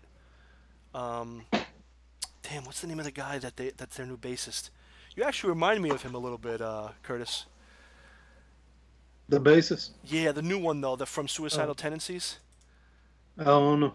Oh, let me see, Metallica bassist. Okay, Robert Trujillo. He was from Suicidal Tendencies. He kind of he brought them. I guess you could say he brought them back. Jason Yeah. Newsted. There was this whole documentary. They were kind of hazing him, but this guy Trujillo, he has that kind of Cliff Burton kind of like thick sound, which was good. And Cliff Burton was a lot. He had a lot of melodies. He added a lot of melodies to them and kept them in line. I guess you I could say. guess. Yeah. How about you, Curtis? What's your favorite album? Can I go with two? One like in the Oh, present. you One in can't the do two. You can't do that to us, Curtis. no, like Korn's "Follow the Leader" is hits. Nice. Yeah, that was good. Yeah, that was a good one. Uh, Also like Radiohead's. I forget the album's name, but the song I like is "Videotapes." It won Okay. a Grammy. How about Karma Police? I like it. I like OK Computer too. Oh, okay. Yeah, yeah. And Creep was the one that was like mainstream. Yeah. I remember my sister loved the guy with the hair in front of his face, the one with the straight black hair, the really skinny dude. Mm. He They was put on a great concert too. If you guys, Oh yeah. oh yeah, Yeah. My one of my closest friends is a huge fan of Radiohead, and I think he's been to see him a couple of times, and he keeps telling me how good they are. yeah, like Live. they'll tune their guitars and stuff and just mess around, and people think it's a new song. It's crazy. Oh man. No joke. But it's cool because I forget the lead singer's name. He'll sit there and go on like they'll have a guitar solo. He'll dance for like 10 minutes on stage, bring people up on stage. Oh damn. It's crazy. Well, if you But if you like Radiohead, you like Keen too, right? like who? Keen, Keen. It's sort of the same sound. I listened to a song Never heard called of. "Somewhere Only We Go" from Keen. All right. Yeah, you'll see. It's that's. I didn't think that Radiohead had that kind of like a genre, like maybe like a subgenre kind of thing. But yeah, it was definitely a. See, in Virginia, where I live, we have Floyd Fest, like 30 minutes away from me. Mm. And so it's like like it's just a mashup. Mostly like Warren Haynes was there last year, Oh, okay. headliner. And then just bands like that. And then I've been to Bonnaroo, Manchester, Tennessee. And they have a bunch of headliners. I'm talking about it's mixed up. Memphis in May. They have a bunch of mixed up bands. You know what I mean? Like it's Yeah. not just one genre. It's like you have all kinds of people. That sounds cool. And I think they have 3 to 4 stages. So I enjoy all of it. So, what was your other album that you liked besides Yeah. Radiohead? It's Radiohead and Follow the Follow the Leader. Leader. Yeah. Oh, okay. Oh, that's right. That's right. That's right. The first one was Corn. Wow. Yeah, if you guys have never listened to Family Values Tour, both CDs Yeah. are good. I think they went on tour 2 years in a row. But Yeah. yeah, I saw I've seen Korn live like 5 times or something, and Oh, damn. the first time I saw them was at the MEN, which was like obviously like a big arena tour. I think it was when Untouchables came out, and I thought that was just absolutely amazing. And then more recently, it's just been like on like tiny little venues. The last time I saw them was it Path of Totality when the dubstep one when that came out. That was the last one I probably saw them at. And it was in a really intimate venue. It was tiny. And Jonathan Davis actually supported Korn. He came on and did his solo thing before Korn came on. Well, Korn, I mean, are they even the band anymore? Because I think it's just him doing like a whole bunch of like electronic. I think there are elements of Korn still there. I think they tried to go back to the roots. I think didn't one of the bassists leave and then he came back. Yeah. Fairly recently he came back. Wait, The only one he who's, did? Yeah, he came back, and there's the only one that's not from the original lineup anymore, as far as I know, is the drummer. Yeah. I think he's the only one that isn't. But I've not really listened to Korn for ages, though. I think there's like 2 albums that they've released that I've not even listened to. And Jonathan Davis has got a solo one out fairly recently too, like within the past couple of weeks. Yeah. So I've seen him loads. Same with who else have I seen? I've seen The Offspring about 6 or 7 times, maybe. Seen Green Day a couple of times. Wow, how's your Foo hearing, Fighters a couple of times. What did you say? Exactly. Now, Will, have you ever been to the punk? It's the punk bar. It's famous. Oh, like the Ramones. CBGB's? Yeah. Did you ever go there? I never went there, and I know they closed them down now. Man, I'm gonna drop kick you through this computer. Oh no! You should have went. Man, I wish I could have went. Oh man, yeah. You know what? To be honest with you, I still see the. I think I drove by there once. Let me see, CBGB. Let me just see because he had a chance. The owner had a chance to be the manager of the Ramones, and he turned it down because they were so stupid. But the Ramones pissed all their money away anyway. The Ramones, every time they got money, I heard that the guys were living in Queens. Couple, it was like because they would do the drugs and all that stuff. Wow. But I tell you, the greatest movie soundtrack is probably fun. What's it called? Adventureland. That movie. Oh yeah, I've heard of that. I haven't. Wait, with this guy from Twisted Sister, right? Oh no. It's about the theme park. Yeah. Oh. Summer Jobs. Okay, that's with the guy from Cheers, the bartender. Will no. No, it's the young guys. It's Bella from the vampire movies. Okay, this is more recent. Yeah. And the guy off of the Social Network. Yeah. Yes. And Zombieland. Yes, Zombieland. That's what I was thinking of because of the bartender from Cheers. But this one I haven't seen yet. I haven't seen that one yet. Adventureland. It's really good. Yeah, I have to see that. I'm looking at this CBGB's. It looks like they have a website up, and it's really like. You can still get the T-shirts and stuff. Yeah, but they're showing like the stage, and it's like got all these stickers and everything on it. I wonder if there's like somebody bought them out and just history by Hilly photos home. That would be weird to see if maybe they kept it because I saw the place is still up. Like it's probably a monument. No. Yeah, that's what I was thinking. Like to keep it up. Site. Wow. Yeah, that's crazy. Well, like Iggy Pop and all, I think all of them were there. And we missed out on a chance of going to see it. Yeah, you know what's really funny though? You're gonna drop kick me even. You're gonna drop kick me even further. I used to walk around the village, and I actually, when I was walking back to the train to go home on 14th Street, I passed it. I looked to the right. 2 blocks over was CBGB's. I looked at it every single time I went, took that street by Astor Place.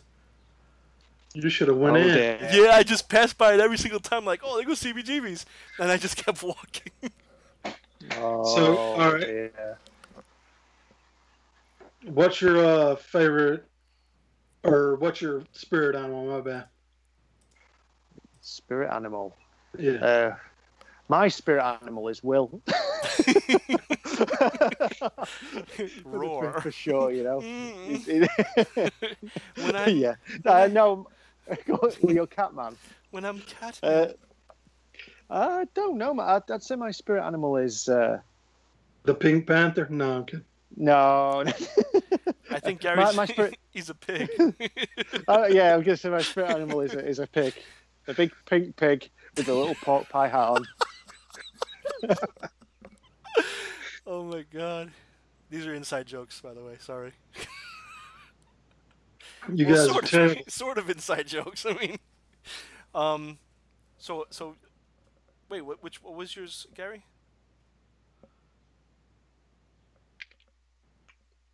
Yeah, you there, man? Did Gary get cut off?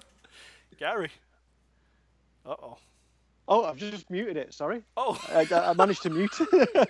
Okay. I was saying my. You made me almost. Sorry. Yeah, I'm like looking at my computer, like everything good, everything working. Yeah, no. My dog's my spirit animal, Chico. My little Chihuahua Schnauzer cross here. He's full of life and. What does that look like? You need to post that. You need to post that pic, man. No. The a logistics of it are a bit worrying. Yeah, he's. I've got a photo of him. I think Will posted a photo of him. He's really funny. He's about terrier sized, and he's like a sandy colour. And you know, yeah, I'll add a picture really of him. funny. I'll add a picture of him to the carousel. There was Yeah. Rescue, or did you pay money, or Say again, man? is it a rescue dog, or? No, we actually bought him. There's a name for them now. It's quite trendy, isn't it? You know, you get like two breeds. It's called a Chihuahua. Chihuahua. That's the name of the breed. Yeah, Chihuahua. Oh my gosh. Yeah, there you go. And his dad was his dad was the Chihuahua and his mum was the Schnauzer. So I don't even know how that works. you know, physically. I don't even know how that happens. Yeah, we picked up a rescue dog, named him Pluto, a little puppy. He's so smart, man. He's like a terrier mix. I don't know. He was. Yeah. Somebody was trying to run him down on the road. They picked him up in the city. Gosh. Oh man. Gosh. What's your spirit animal, Curtis? Yeah. Oh, sea turtle, man. Sea turtle. Like Stephen King's. Yeah. Straight to that. Just no doubt in your mind, it was sea turtle. So how come sea turtle? I don't know. They're so graceful, man. Yeah, they are beautiful. Like graceful, like me. You feel me? Yeah, exactly. Well, sea turtle, that's a big thing in Stephen King's stories too, I've noticed. Yeah, it is. The whole sort of Dark Tower thing. Well, like I took a Native American religion course in college, and a lot of their mythologies with turtles, and like the Earth's on the turtle's back, and Stephen King has that in his Dark Tower series. Yeah. So I thought that was. What about cool. you, Will? What's your spirit animal? Me, Your spirit animal's Jesse Deadman. Jesse, Undead Greg. Undead Greg. Yeah. No, I mean I like dogs. I love dogs and everything. I would say cat because I love my cat. Yes. But I do like Chico though. I mean, I like Chico especially when he made that that face. Well, it's up on the. So later on when you see the pictures, he's up on there. I cut in a picture of me holding a little McDonald's French fry that I got in Puerto Rico when I was there. They got the really small, like you would think it would be like a little sack of fries, but it's actually a little sized box. How was your trip to Puerto Rico? Oh, Was that before the hurricane? Oh no, yeah, the recent one because I go almost every year around in August. So the recent one, yeah, we left just before the hurricane hit. It was like a couple days, and we missed it all. I actually I wouldn't want to be. I mean, if I was there, I probably would have been stuck there, and I probably wouldn't be able to get home. So I mean, what is my job going to say? You know, it's like they really can't say anything. But yeah, it was pretty bad. But people were still moving around, so it's not like everything that was said in the news. But then now I'm hearing that there was like a lot of deaths and everything. Yeah. So it's like, you know, you really don't get the full story when you watch the news. Sometimes you gotta like go through a whole bunch of avenues and just know people there and stuff. But yeah, it was pretty bad. That was a really bad hurricane. So did you get any of the hurricane from the one that hit New Jersey? Oh, what was that? I forget the name of it. Um, that wasn't Maria. That was yes. So the really bad one. Not it wasn't was it Katrina? Mm-mm. No, it was It might. It was one after that one. yeah. That one was really bad. To be honest with you, like we're on a hill, so um, we didn't really get the worst of it. There was a lot of wind.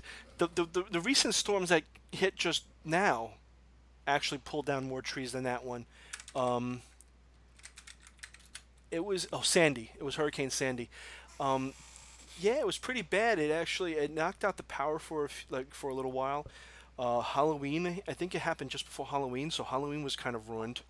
Yeah. I remember that, and you know, kids weren't really trick or treating and stuff, and people were, you know, getting a little worried because the gas, you know, when you're in the city, everybody bottlenecks to the gas stations, you know. So, Gary, do you get any hurricanes or any storms like that? No, we just get general bad weather over here, Curtis. We don't we don't have any variations in weather. It's usually just grey. But So, like yeah, you get the part of the northeasters and stuff. we get storms and stuff, lightning storms and that, but we don't get anything particularly bad. We don't get many earthquakes either or anything like that. I suppose we're quite fortunate, but the weather in England and is just so unpredictable. That's what's quite bad about it. You know, So, how much snow do you get a year? A lot. Possibly not as bad as, say, New York or sort of, you know, northern North America and Canada. You know, you probably get it really, really bad. But A few years back, we were, I guess, we are like the center of the storm, and it dropped like 2 foot of snow wow. in Virginia. Yeah. Yeah, Yeah, I've had it Virginia gets it. Yeah, Virginia gets it sometimes. Cause yeah. But we also miss most of the northeasters. Yeah, we have it sometimes so that the snow's up to like almost the top of the door. We've had it once or twice when it's been like that. Yeah, we'll get excited and it'll cut off right there at DC. You know what I mean? Yeah. And I'm sitting there like, no. But this year we've had a really good summer. Actually, we've had some weeks upon weeks of really nice weather. So I mean, today included, we had a real downpour before, but I'm stood outside now. I've been stood outside for most of the podcast, and it's really pleasant. I'm just in a shirt and a little thong. So, so what's your summer like there? How many months? I'd say it starts around mid-May. I guess you. Through till August. I guess you. Everything okay, guys? I think Gary's stories. Gary's just he said he's in a shirt. No. I'm just picturing what he's wearing. Sorry, I know he goes out to the backyard and he always sees like birds and stuff, and then he says his dog is always doing crazy things in the yard. I'm just picturing him out there with like flowers in his hair. One time he sent a picture. He's like, I'm in my backyard, and then he was like barefoot. It was just so... Yeah, I was. Man. Do you remember that? Yeah. Oh, I remember a lot of stuff. Yeah. He's one with nature. Well, I absolutely. Yeah. And the picture wasn't actually anything to do with my feet. I just took a picture. I think it might have been of the dog or something. Yeah. You could just see me bare feet. I didn't realise I'd taken it. So... Oh gosh. So, what's your favorite beer? Oh, that's a good question. I really like Desperados. I don't know if you get it over there. It's like a tequila beer. It's quite strong. It's about 5%. They've started doing kegs of the stuff at our local supermarket for about £18, which is about $25. Damn. It's lovely though. It's really strong. Does your market have liquor? Yes, lots of See, liquor. Here it's only wine, I think. Right. Yeah. No, you can get all sorts. Yeah, bourbon and gin, and gin's quite popular at the moment. I just go to get the pick six from the market. You know what I mean? Yeah. What do you like to drink, Curtis? It's got to be, I like wheat, amber. I like some IPAs, some of them. Yeah. Like I can't do dark beer unless it's like I mix Newcastle and New Moon and make a New Moon. Have you ever done that? I've not. No, I've had the blue. I've had the Blue Moon, and I've had it with the orange in it. The slice of orange. But no, I've never done that. But you got so many good. I've said this a million times before with Will and stuff. You got so many good beers coming up over there in America. You're having a bit of a resurgence with your ales because the reputation of American beers over in England, say 10 years ago, was that they were terrible. Yeah. So we used to just get like Budweiser and Miller, and they're just like. You'd be surprised. Corona is the number one beer in America. Besides like Bud Light and Budweiser. But now you've got so many good craft beers coming through. I mean, when I go to the supermarket, like I went yesterday, and you're looking through the beer section, you're looking at the IPAs and the ales. I'd say, no word of a lie, about 25% of them are probably American. I normally pick up like the summer edition beers, like the limiteds. I like the Sam Adams front porch. Like the summer. Yeah. You like them, don't you? Did you have is that the cherry one or the? I think one I had like flavored? cherry. It was pretty good. It was one that made me sick. I forgot the one. It was like a bourbon one. It was so strong, but I like Guinness, but I have to be in the mood for it. It's because it almost reminds me of a Malta. I don't know if anybody knows about like Maltas, but it almost reminds me of a Malta, but it's got that it's a little bit more bitter. I guess if you mixed a Starbucks coffee with a Malta, it's best I could explain it. But then I like the Corona Lights. I don't like I'd say one of my favorite ones though that I used to drink while walking around the village. I just remembered, and I used to get blasted. I used to tell people on the subway I love them while I did my laugh, that little high pitched screaming thing. Was Foster's. Foster's. Now that stuff, and I used to drink the, I think it was the 24-ounce keg, sort of like a little keg thing. Yeah. Yeah, I'd have 3 of those, and I would be set for the night. Did you ever try Zima before they went out of business? I did, and it was terrible. They were terrible in the sense that if you drank one of them just casually, it wasn't. I think they were more like a wine cooler, but they were a malt, right? Yeah, like they had the commercials where the guy's mowing grass and the grass is all over him, and then he drinks it, falls off. I think I remember that. Yeah. Doesn't work. Yeah, I was a kid back then, so I was just like sneaking beers. Malta, that was one of the Zima.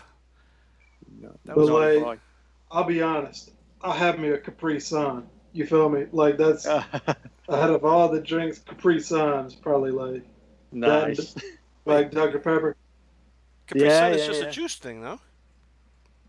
Yeah, it's just juice. You know what? Like I'm talking about like overall the drinks. Oh, I see. Yeah. I'm into this thing now called Zevia. Like I quit soda, but then I started drinking a little bit here and there.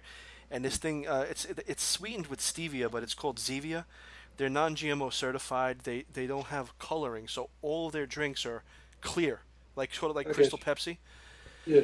And it's sweetened with stevia, so it's sugar-free, and it's pretty good. It's like a weak.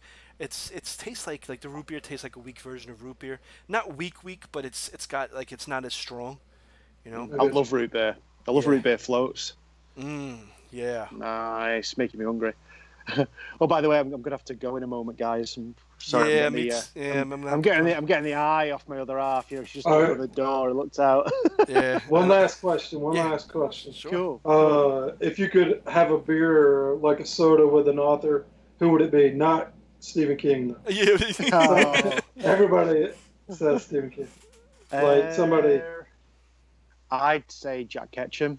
I mean, I know he's no longer with us and stuff, but if I could sort of wind back time, and I'd love to go drinking with him in general, because he went at it hard. You know, he was into his hard liquors, his hard women, and his hard smoking. You know, he was just he didn't mess about, Jack. So yeah, Dallas Mayor, Jack Ketchum. I'd love to have a beer with him. Good to do.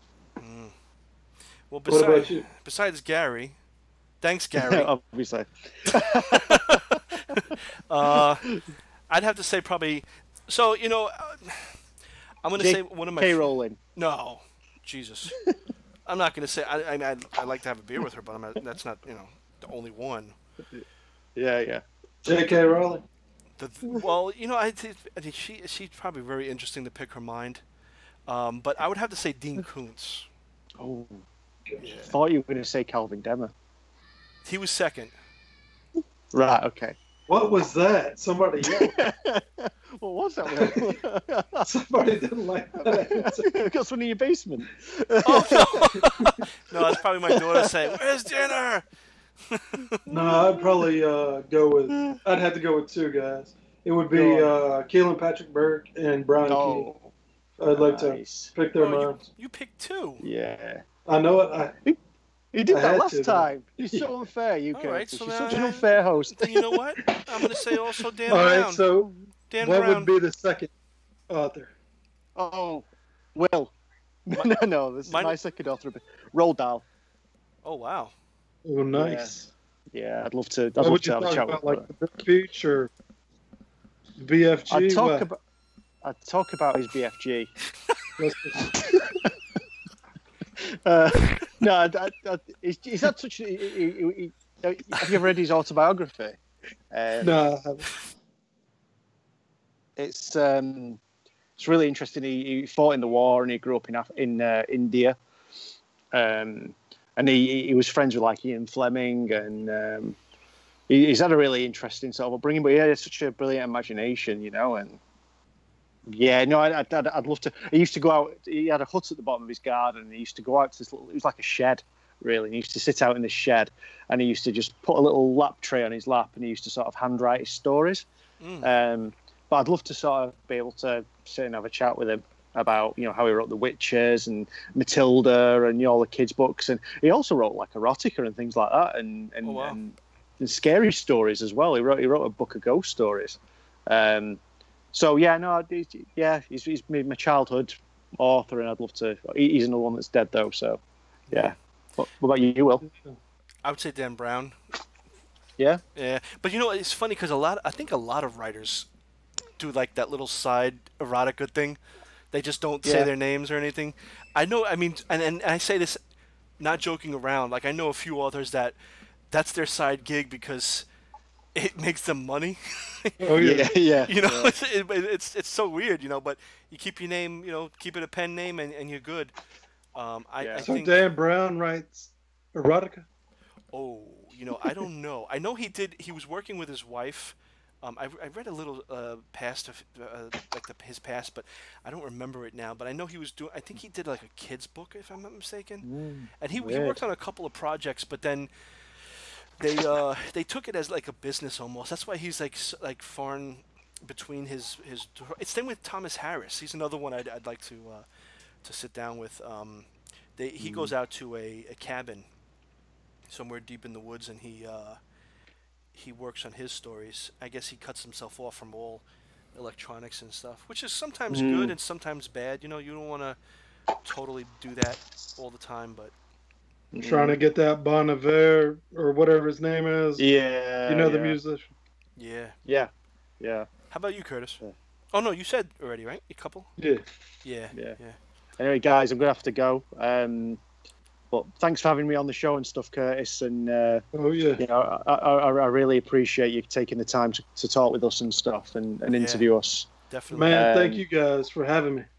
No, it's been awesome, and you know, you know, it's nice to. I was saying to Will before we came on, before we started talking to you, it's people like you are pretty good for us indie authors because you sort of you push our cause, and you know you've heard of the Gary Bullers and the you know the Will Marcheses, and you know you push our name out there when a lot of other people wouldn't. So we really appreciate you taking the time to sort of talk to us and for reading my book and for just Definitely. generally sort of Yeah. just sort of pushing the indie writer cause, because without people like you, you know, what would we do? So Yeah. thanks very Thank you much, man. guys. Thank you. Thank you. Thank you, It's Curtis. been. I'm gonna have to go, but take care, guys, and yeah, peace out. See All you right. later. Take care. Bye Cheers. bye. Bye bye. Bye. Okay.